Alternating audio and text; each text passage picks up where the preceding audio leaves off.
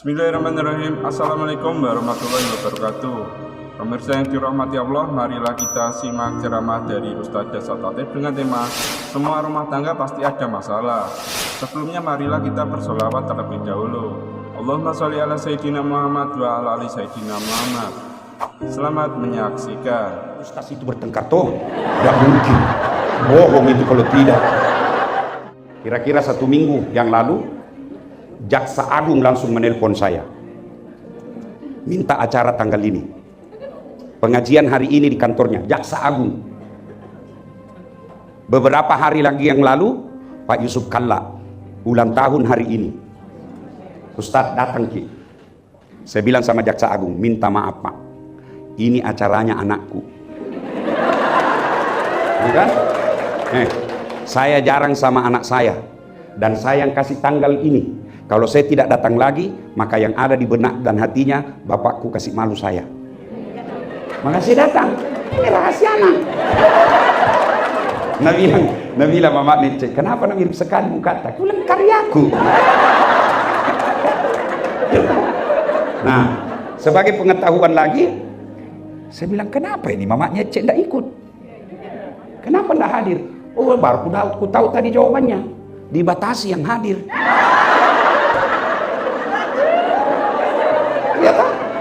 Ya. Nah ibu bapak saudara-saudara sekalian, ya, karena temanya ini acara merajut ukhuwah, menyambung tali silaturahmi sebagai kunci rezeki dan panjang umur.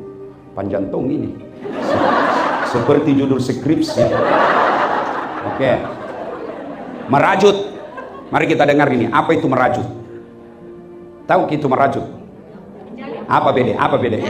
Lain itu merajut. Makna kata dasarnya merajut. Hah? Apa? Begini, saya ini dosen. Ya, ini dulu harus kita tahu. Saya itu paling marah sama mahasiswaku kalau ada kata dia ucap dia tidak tahu artinya. Apa itu merajut? Merajut itu barang robek disambung kembali. Ini namanya merajut. Itu makna dari silaturahmi. Bukanlah silaturahmi, bukanlah merajut, baku baik memang baru datang Ki. Itu namanya kunjung mengunjungi. Yang namanya merajut, barang robek, baku musuh gara-gara pilkada, baku musuh gara-gara mantan, baku musuh gara-gara pilcaleg, kau datang kembali. Itu makna merajut. Itu makna silaturahim, yaitu menyambungkan tali persaudaraan yang putus. Itu nama merajut. Ukhuwah, persatuan. Ya. Ini ukhuwah bahasa Arab. Tapi jangan selalu mengatakan orang yang tidak menggunakan bahasa Arab tidak sunnah. Islam tidak berarti membawa budaya kamu menjadi anta. Islam tidak berarti mengganti saya menjadi ana. Tidak. Silahkan pakai bahasamu kalau itu gampang kau paham. Ada orang kalau kita tidak pakai bahasa seperti dia, Nabi bilang kita tidak sunnah.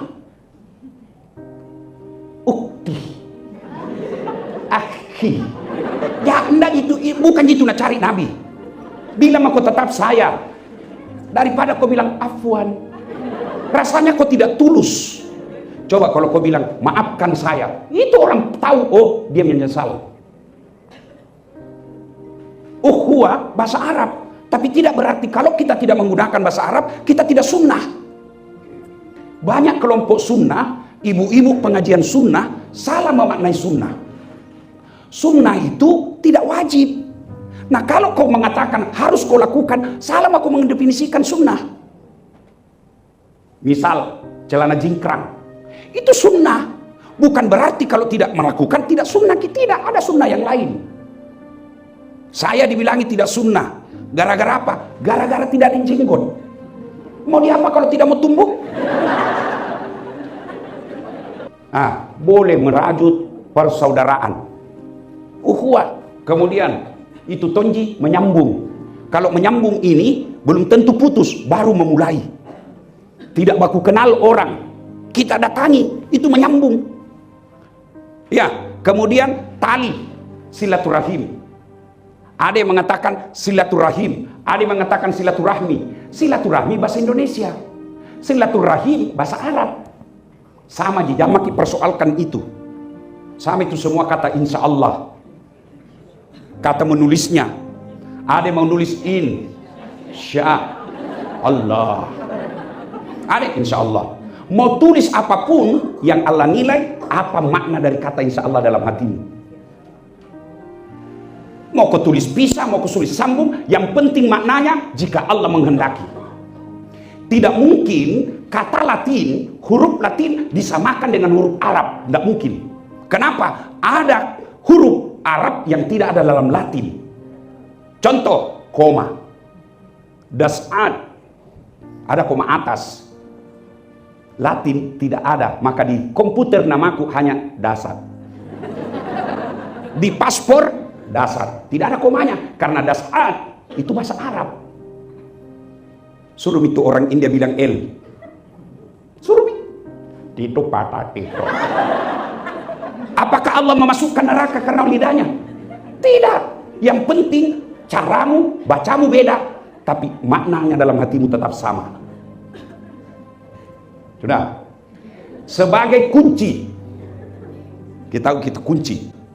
Kunci. Apa inti dari kunci, Bu? Hah? Apa inti dari kunci? Buka tutup. Artinya biar ada pintunya, kalau tidak ada kuncinya bisa dibuka. Bisa pakai kangi eskapator. Tapi itu kalau pakai eskapator, pakai linggis, merusak namanya. Ada enggak rezeki masuk tidak pakai kunci? Ada. Korupsi, mencuri, menipu, bohong, ada. Tapi dia tidak pakai kunci. Tapi dia pakai apa? Dia pakai gembok, dia hancurkan. Dia pakai palu-palu, dia pakai linggis. Itulah cara mendapat rezeki dengan cara yang batil. Tapi ini pakai kunci. Halal kita uah. Bagus. Bagaimana caranya supaya pakai kunci tidak merusak gembok, tidak merusak palu-palu, tidak menghancurkan pintu? Nih. Silaturahmi. Itu kuncinya. Silaturahmi. Dan panjang umur. Apa itu panjang umur, Ibu? Hah? Hah? Panjang umur itu bukanlah berapa jumlah tahunnya, tapi berapa faedahnya. Biar 150 tahun, kalau kau Fir'aun, tidak ada gunanya. Itu Fir'aun. Panjang umur adalah hidup yang penuh berkah. Meskipun cuma 70 tahun, tapi 40 tahun dia meninggal, orang masih mengenangnya. Sehingga kau dulu bacakan Fatihah. Kenapa? Baik sekali dulu ini. Memakna kalau ada pengajian, selalu bawa jalan kote. Doakan dulu. Meninggal itu, itulah umur panjang. Tapi kalau jahat, jangankan meninggal, hidup saja orang doakan kisial. Lewat mobil tak? Tabrakan lalu. Itu masih hidup, kita doakan ke orang sial. Itulah orang yang pendek umurnya. Meskipun 150 tahun dia hidup. Nah, apa hubungannya? Mari kita lihat. Ya. Yang membuka rezeki. Maka dia Nabi tak. Nigi kita tahu. Melo ipalampeki umurukna. Masempo dan lekna. Bahasa Indonesia balik dulu. Toh? Nah. Siapa yang mau dipanjangkan umurnya, dimurahkan rezekinya, dan tertolak dari mara bencana, maka hendaklah dia bersilaturahmi. Itu kuncinya. Kalau orang cari rezeki dengan deposito, dengan kontraktor, maka ibu-ibu, salah satu cara menyambungkan rezeki menurut hadis dan Quran, silaturahmi. Tapi jangan salah dulu. Rezeki itu tidak selalu uang. Saya kasih contoh, Bu. Ada enggak mau saya kasih iPhone 16 di sini 1 tera kaki tangan? Siapa? Pulsa tak terbatas. Selalu ada kuotanya. Siapa? Mana? Oke, ini Ibu. Siapa nama Ibu? Ibu Novi. Tapi begitu ku kasih gitu iPhone 16, langsung kituli. Mau kira-kira? Mana yang mau tadi? Angkat tanganmu, angkat tanganmu. Mana? Ayo, begitu langsung kau terima, langsung Ayo, berarti tidak ada gunanya itu alat selulermu semahal apapun kalau kau sudah tuli. Berarti rezeki yang tidak bisa kau uangkan ini telinga. Pernah kuliah itu namanya behel toh? Ada tuh kuliah mama masih pakai behel. Jadi kawa-kawa kan toh?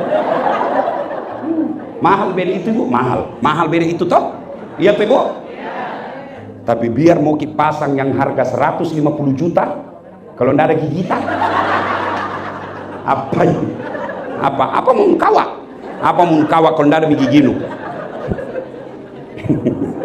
Ada dicerita iparku bu, jatuh giginya. Saya bilang cabut mi, ku gantikan ku itu yang jatuh. Dia pingin cabut semua. Saya bilang satu jadi ku janjikan kok.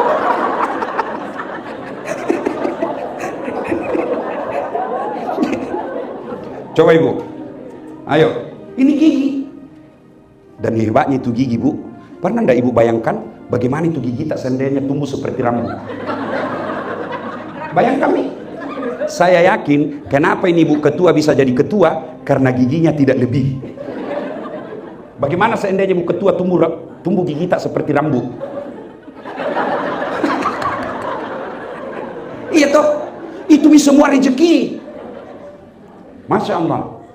Nah, oke. Satu dari sekian banyak rezeki itu doe.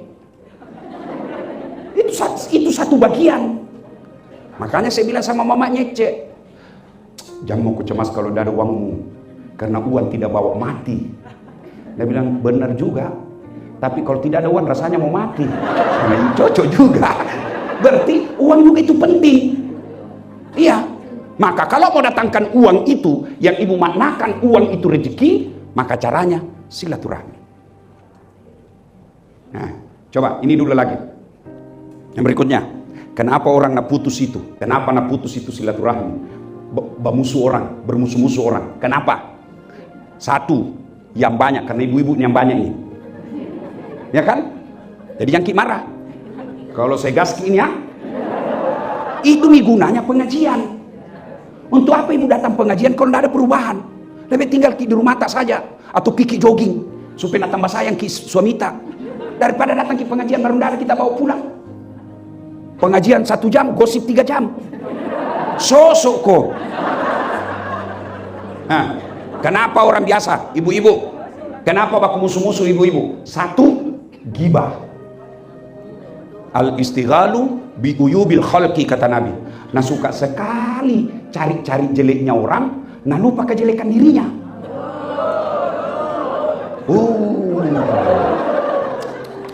Bu, kalau dulu mama dulu mau gosip terbatas. Kenapa? Ketemu pi. Nggak mungkin bisa gosip kalau nggak ketemu. Di mana dia ketemu? Tempat jual sayur. Toh, di sumur kalau mencuci sama-sama. Di mana? Di balai-balai kalau ada pengantin. Sekarang fasilitas gosip lebih canggih. Satu di sekolah Al-Azhar, satu di Komplek Geraha Lestari, ya kan? Satu di Citraland, satu di Sungguh Minasa, satu di Jakarta. Yang digosip temannya yang pergi umroh di Makkah. Nah, bilang, kau tahu jitu nak pergi umroh? Nah, cicing jitu tolong. Itu toh? Tidak ketemu, tapi dalam grup WhatsApp. Maka ibu-ibu hati-hati milih grup. Kalau itu grup hanya membawa kepada dosa, lebih utama kau tinggalkan. Pamit baik-baik. Minta maaf, HP ku error. Terlalu banyak grupku. Minta izin pamit dulu, mau ku servis. Kalau ada sesuatu silahkan japri. Gosip ini banyak. Nabi Nabita, itu perempuan paling gampang masuk surga. Nabi bilang, cuma 2 penyebabnya sehingga dia gampang tergelincir masuk surga neraka. Apa itu? Dia tidak bisa jaga mulutnya dan tidak bisa mensyukuri suaminya. Ini penyakitnya perempuan modern. Dan setan tahu Ini jeleknya, bahayanya karena setan tahu kelemahan tak. Pancing. Mulailah, kau tahu Yan? Iyo. Tak pancing aku itu. Nak kipas. Nah ini penyakitnya perempuan memang.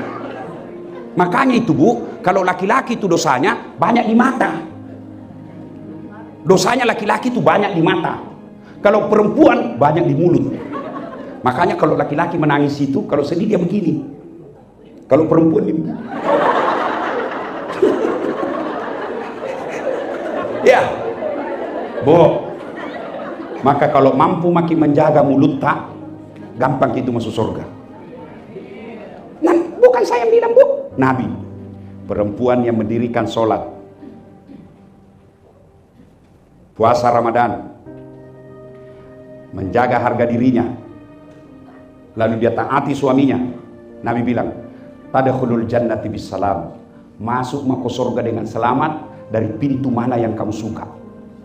Disuruh pilih Bu, pilih ke pintu mana kamu suka. Jannatul Firdaus boleh, yang paling hebat. Tapi setan tahu ini. Nah tahu-tahu setan bahwa ada cara menggelincirkan perempuan. Apa? Gibah, gosip. Makanya biasa itu pertama itu dicerita sinetron Ji. No. Setan langsung kipas. Bilang kok sama istrinya itu. Nah bilang iya jelek si Pak itu tadi malam. Dia bilang iya ada orang ku kenal seperti di tetangga aku begitu. Mulai menyerempet dan kita langsung senang. Iya kan? Masa? Dia bilang iya. Baru ku tahu. Betul kok. Masa? Mana buktinya? Setan itu kipas kok terus. Maka yang baik, ibu soleha, maka dia begitu dia dengar, maka dia akan berkata, na'udzubillah min dzalik. Kita berlindung kepada Allah dari keburukan seperti itu. Jangan mau dihabisi amal tabu gara-gara gosip. Kau tahu itu? Baik kita awal, itu ibu selalu pergi pengajian. Bagus. Kalau pergi pengajian Al-Markas ada ya. Pergi pengajian Masjid Raya ada ya. Di sekolah juga ada. Rajin sekali pengajian. Itu mi kasihan. Mulai mi masuk itu. Itu mi. Kenapa masukmu? Ada ku dengar suaminya kawin lagi. Betul kok. Main itu. Maka tidak ada faedah ibu cerita. Kalau dia bilang kawin lagi suaminya, kita berlindung kepada Allah. Mudah-mudahan suami tidak begitu. Jangan kau langsung lupa cinta. Oh, ruginya itu pi pengajian deh. Ada kau orang rugi pi pengajian? Ketawa karena kita semua ini pelakuna. Pasti bilang di dalam hati, cocok sekali tuh bilang Ustaz. Ya tahu Ibu? Ya. Satu, gosip, berhenti. Tidak ada gunanya itu. Yang kedua, sakwa sangka. Sangka buruk. Ketemu ki Ustaz. Baik namamu tuh kalau dilihat ceramah. Masa ketemu ki kayak tidak kenal ki. Baru operasi matanya. Tidak lihat ki. Sangka baik. Jangan sangka buruk. Kenapa Tuhan nak kasih begini Kak? Sangka baik. Kenapa suamiku begini? Sangka baik. Oh barangkali capek kodong itu. Kenapa suamiku kok akhir-akhir ini berarti ada masalahnya itu tidak mau cerita sama kamu. Sangka baik. Demi Allah Bu, orang yang selalu bersangka buruk tidak bisa tenang hatinya. Sebaliknya, orang yang selalu membawa sangka baik, tenang hatinya, lapang dadanya. Contoh, telepon suami pagi-pagi. Tidak nangka itu. Oh, sholat duha ini. Enak nih perasaanmu toh. Tapi kan setan akipasi kok. Oh, ada yang di sampingnya itu. Ada di sini itu. Itu setan itu. Telepon lagi tengah hari, tidak ngejawab. Oh, sholat gini. Telepon lagi, tidak ngejawab. Nah lupa ini HP-nya kasih yang ini. Tiba-tiba masuk WhatsApp-nya temanmu. Kuliah suamimu bonceng cewek. Cantiknya. Oh, pantas. Ternyata dia ngegreki kasihan.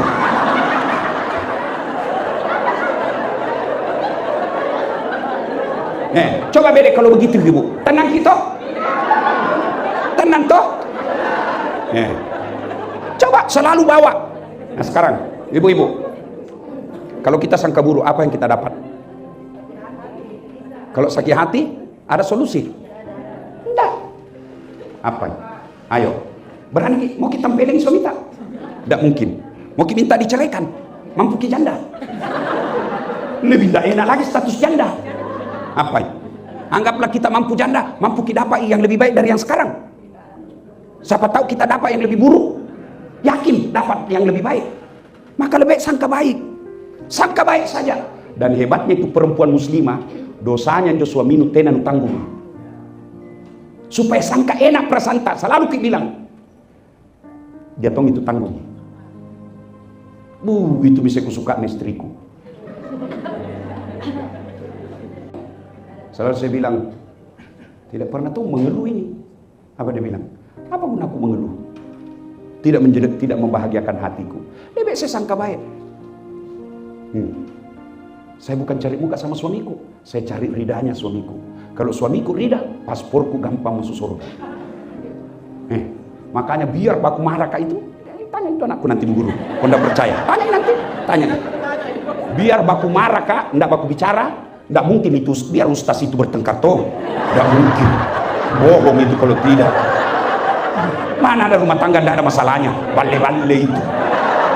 Nah bilang ini romantis na tahu. Saya bilang dari mana pendapat? Nah bilang itu di IG na. Jangan kau percaya itu IG, bisa diedit. Itu foto baku penuh 1 menit. Kau tidak tahu apa yang terjadi 23 jam. Apa ini? Mana ustaz pasti tong bertengkar orang. Jangankan saya, kurang apa Nabi? Nabi itu Aisyah pernah cemburu. Iya. Tapi apa kalau meskipun marah itu istriku, tidak aku bicara kak. Tidak pernah saya keluar rumah, pasti nasertai kak. Nah cium tanganku dulu ibu. Sudah itu, nah cium lagi jidatku itu. Sudah itu mataku lagi kanan. Mataku lagi kiri. Ini lama-lama sedikit. Ini kenapa istriku? Apa ya? Pernah kayak begitu bu? Sudah itu bu, nah usap. Padahal tidak aku bicara ke itu. Baru nausap dadaku. Apa dia bilang? Ridhoi saya. Itu memang membuat suami murah rezekinya. Dan ibu, kalau suamimu murah rezekinya, siapa yang dapat ini? Siapa yang dapat ini? Kamu. Coba. Tapi kalau keluar suamimu galau, sengsara pikirannya, kusut hatinya, jengkel perasaannya, tidak tenang hatinya, tidak mungkin dia bisa cari nafkah dengan baik. Kalau dia tidak bisa cari nafkah dengan baik, apa nak bawakan kau pulang? Makanya kasih tenangi kalau pergi. Ku lepas di kau pahlawan.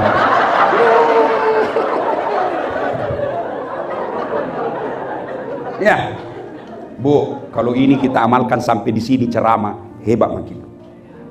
Hebat makin. Nggak? Sangka baik, jangan gosip. Tiba-tiba Allah kasih rumah tangga ada masalah, berarti Allah lagi menguji kekuatan imanmu. Tiba-tiba datang mertuamu yang cerewet, Allah kasih kau ladang kesabaran. Tidak ada yang sia-sia itu di dunia. Semua baik, yang penting cara sikap kita tepat.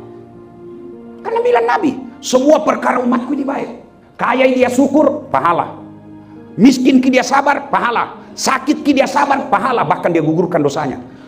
Cuma kita mau hidup sesuai mau tak. Mau ki begini, mau ki begini, mau ki begini. Kau mau jadi Tuhan. Untuk apa ada Tuhan kalau ibu mau hidup sesuai maunya? Dan kita tidak tahu apa yang terjadi besok. Maka sangka baik. Tidak ada baiknya itu sangka buruk. Itu ibu-ibu itu hobinya periksa HP na suamina. Apa gunanya kau periksa HP na suamimu? Kalau kau dapat lope-lope. Apa? Apa mi perasaanmu kalau kau dapat lope-lope? Ndak enak mi galau mako toh? Galau mako. Yang mestinya tadi mesti masih tenang kok. Kusut mi pikiranmu. Kusut pikiranmu berdampak kepada anakmu. Berdampak ke anakmu. Siapa urus kau nanti masa tuamu? Itu gunanya ibu. Anak itu investasi. Mau kau disayang suamimu? Urus anaknya dengan baik. Saya mewakili perasaan laki-laki. perasaan kita paling bahagia kalau kita lihat anak tak baik. Bagaimana kita tidak jengkel, setengah mati maki keluar cari uang, pulang dilihat anak tak, cara pakaiannya tidak betul, cara ngomongnya kasar. Nah kau yang ngurus itu anak-anak, kami ada di luar. Kalau kami lebih banyak di rumah, siapa carikan kau pembeli emas? Mantanmu. Maka itu sangka baik. Nggak kira ini kapan ibu-ibu gampang jadi suami. Lihat itu suami kasihan, ha? Dia itu suami tinggal di rumah, kau bilangi pemalas. Keluar di baru kau telepon, di mana kau? Cepat pulang, kau bilang nggak tahu deh ini cari uang. Terlambat pulang, kau marah-marahi lagi. Nggak ada baiknya itu kasihan. Apa kata mamanya? Nah bilang anak mami. Kita ikuti lagi istri, dibilang ini takut sama istri. Apa paling maunya kita ini kasihan? Coba Mi. Kalau ada itu di medsos, suami yang marah-marah sama istrinya, langsung orang semua bilang, suami kasar, kurang ajar. Tapi kalau istri maki-maki istrinya, suaminya istri dilihat di medsos maki-maki istrinya, maka lagi orang, kenapa? Karena semua suami begitu. Maka ibu sangka baik kepada suami tak, insya Allah gampang hidup ini. Sangka buruk membuat silaturahmi putus. Tuh, contoh. Ada orang 5 tahun ibu, suami istri tidak punya anak. Pergi di dokter, periksa dokter kan, alhamdulillah saya ingat.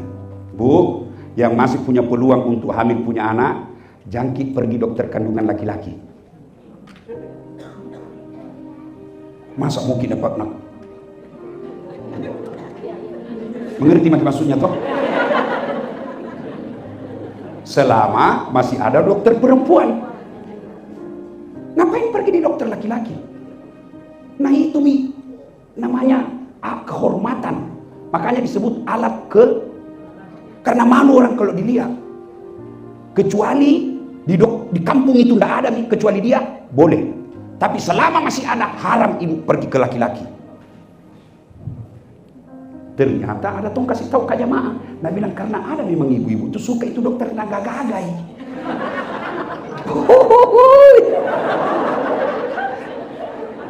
Nah bilang bagus ki bodina Ustaz, atletis ki, gambar atongin, bleaching mukanya. Oh lebih besar lagi dosanya itu, karena bandingkan suaminya orang lain.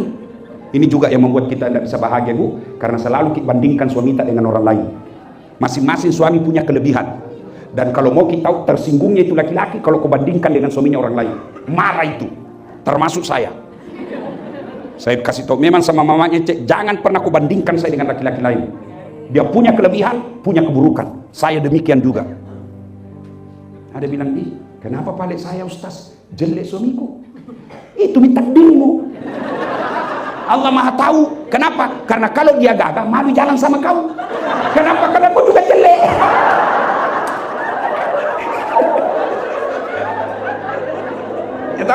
Nah, sangka baik. Bersami. Ibu terlambat makin 2 bulan. Senang itawa suaminya. Nah, telepon nih. Pak, terlambat ke 2 bulan. Alhamdulillah. Tapi Pak, jangkit dulu cerita-cerita nah. Karena kalau enggak jadi malu kita lagi tuh. Boleh rahasia berdua ini saya nak. Oke, rahasia berdua. Beberapa hari kemudian datang petugas PLN. Assalamualaikum. Waalaikumsalam. Siapa ya? PLN ibu. Kenapa Ki? Ibu terlambat 2 bulan. Kenapa bisa nak tahu ini? Oh, langsung sangka buruk kepada suaminya. Pasti lagi ini. Dia lagi cerita ini. Datang suaminya kudong, Assalamualaikum sayang. Apa sayang memang toko pembohong. Apa lagi tuh? Kenapa itu PLN tahu? Pasti kau yang cerita. Nah berdua aja. Tidak aku tahu. Balik-balik kok. Ini suaminya mau klarifikasi. Dia pergi datang di PLN. Nah bilang, kenapa kau tahu? Istriku terlambat 2 bulan. Ada urusan apa? Nah bilang, ada catatan apa? Nah bilang suaminya, kenapa kau catat-catat? Apa urusanmu? Hapus itu. Nah, bisa jadi hapus Pak, tapi bayar ki dulu. Kalau saya tidak mau bayar, apa kenapa istriku terlambat 2 bulan kau suruh bayar? Kalau Bapak tidak mau bayar, terpaksa punyanya Bapak diputus. Kalau punya aku kau putus, apa nak pakai istriku di rumah? Nah, boleh terpaksa pakai ini. Ini, padahal lain masuk ini kodok petugas PLN. Ya toh, ini disebut sangka buruk. Jelas? Jelas Ibu? 3. Penyebab putus silaturahim, sombong. Sombong. Kita ini ibu-ibu, maafkan saya, ini semua ini potensi sombong. Potensi. Kenapa? Karena kita semua ibu-ibu kaya. Apa itu sombong, ibu? Apa pakai mahal sombong? Ada kadang kala kita perlu pakai barang mahal. Kenapa? Supaya tidak ada pandang enteng ke orang.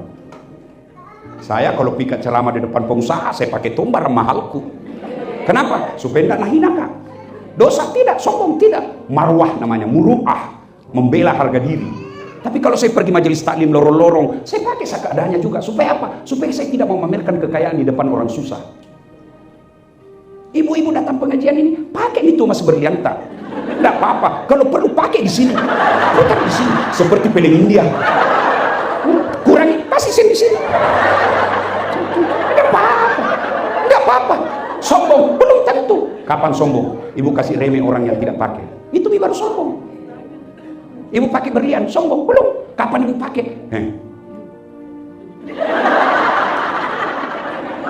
Nah, sombong pakai itu.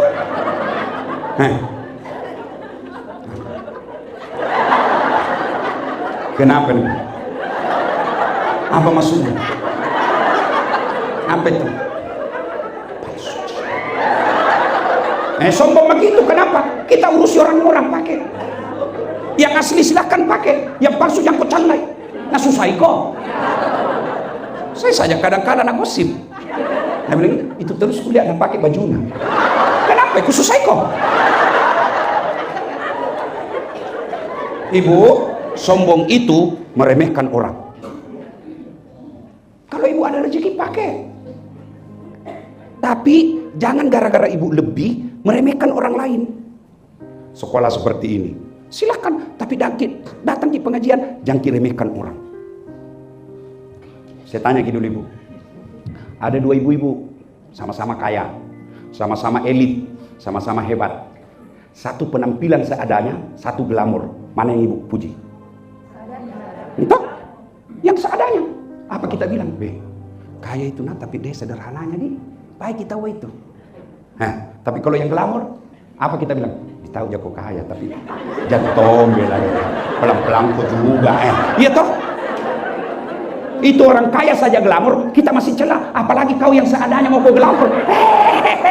Biasa iya kok. Jelas toh bu, jangan sombong ya. Ciri-ciri orang sombong, pintu masuknya sombong itu ada 4. Pintu masuknya kesombongan kata Nabi. 1, bertambahnya harta. Tadinya masalah biasa-biasa, tiba-tiba dapat pembebasan harta, langsung banyak uangnya. Pakai nih kita mau pakai, tapi jangan remehkan orang yang tidak ada hartanya. Yang kedua, bertambahnya kekuasaan. Tadinya suaminya rakyat biasa nih, pengusaha biasa, tiba-tiba jadi anggota DPR. Dia saya mau bu, 5 tahun ji bos. Enggak? 3, bertambahnya ilmu. Banyak sekali gelarnya. Doktor, SOS, SAG, MSI, PhD. Jangan kau sombong. Allah marah, nak kasih pikun kau. Apa baknya pikun? Tidak ada. Ada ini cerita tidak tahu benar atau tidak. Banyak sekali gelarnya bu. Kita dekat nih pensiun tua mi, 70 tahun mi lebih. Mulai diprotes sama istrinya. Pak, biasanya kalau mau kau pergi mengajar kau cium-cium jidatku. Ini mau 2 minggu tidak pernah kau cium. Dalam hatinya, astagfirullah, berarti siapa kau cium selama ini? Ternyata pembantunya. Apa kau mau sombong? Ya toh. Ya. 4, bertambahnya popularitas. Saya punya potensi 2. Ilmu, popularitas. Jangan kau sombong dasar. Kenapa? Kau bisa jadi populer karena ada yang nonton kau. Biar saya hebat ceramah kalau tidak ada penontonku. Di sini di lapangan 1 jam saya ceramah hebat, tidak ada yang nonton. Leo ibu-ibu, kamu saya gila-gila. Iya toh. Ada yang mau sombong. Iya. Maka kalau engkau sombong, potensi memecahkan persaudaraan. Kenapa? Orang lambat laun, jamu itu deh, pintar memang, kaya memang, cantik memang, tapi ada deh, suka kina remehkan. Akhirnya orang menjauh. Begitu orang menjauh, putuslah persaudaraan. kaya memang itu, tapi ada deh, jangan kipit di rumahnya deh. Kenapa deh? Sombong dulu. Orang kaya saja sombong tidak disuka. Apalagi kau yang miskin. Untuk sombong deh cilaka. Nah, sekarang itu tadi banyak yang bisa menjaga persaudaraan, tapi waktu terbatas. Apa tuh sih hebatnya kalau banyak teman? Ini tadi satu, murah rezekinya. Mana buktinya? Saya, Bu. Gitu saya kalau pika pasar, Ibu nggak suka memanyece. Kenapa? Nggak pernah lakuanku. Baru kak turun ngadain teriak, Assalamualaikum Ustaz, dalam hatiku amam. Mau ku bayar, siaga ji. Ajak Ustaz, nggak enak masih pagi-pagi. Ya, jangan pakai Ustaz, barakat dalam hatiku itu memang kutunggu. Iya tuh. Dua, tertolak dari bencana. Ada mau ganggu ki, banyak teman tak. Jangan kok. Kalau kau ganggu itu, kami ini satu kampung kau lawan. Baik itu orang. Tapi kalau jahat ki, ambaknya saja. Campur jelek memang itu. Ambai, saya bantu kau. Tiga, panjang umurnya. Banyak yang doakan. Maka kalau mau murah rezeki, salah satu caranya silaturahmi. Dan salah satu silaturahmi itu pengajian seperti ini. Tapi setan tahu. Maka pengajian selalu kena dampingi setan. Caranya ditimbulkan sakwa sangka. Kenapa itu gurunya begitu-begitu? Kenapa bapak gurunya begitu? Baik ya, oh tadi malam pasti dimarahi sama istrinya ini, jadi mengajarnya tidak konsentrasi. Kenapa kamu selalu naik pembayaran? Oh, ada mau bangun masjid rupanya. Begitu. Ya. Nah, kita juga sangka baik kepada pengelola yayasan. Kenapa nih anak-anak orang tua murid selalu marah? Oh, berarti ada ketidakpuasan. Kita sangka baik. Oh, berarti pelayanan guru kita mungkin tidak bagus. Evaluasi. Orang yang sangka baik, maka insya Allah akan ada solusinya. Sebaiknya sangka buruk, masalahnya mungkin bertambah.